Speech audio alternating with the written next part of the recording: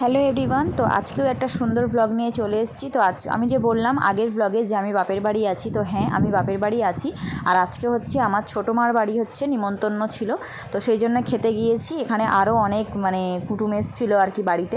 তো ফার্স্টেই দেখলে আমরা পরোটা খেয়ে নিলাম, তারপর হচ্ছে ছোটো মা এখানে বিরিয়ানি বানিয়েছে, চিকেন বিরিয়ানি, এটাও খাওয়া হচ্ছে। তো সবাই মিলে একসাথে, কিন্তু বোনেরা সবাই আজকে একসাথে হয়েছি, তো সবাই মিলে খাওয়ার মজাটাই আলাদা। তো খাওয়া দাওয়া করে এই যে চলে এসেছি আবার হচ্ছে ঘোড়াছুট দেখতে।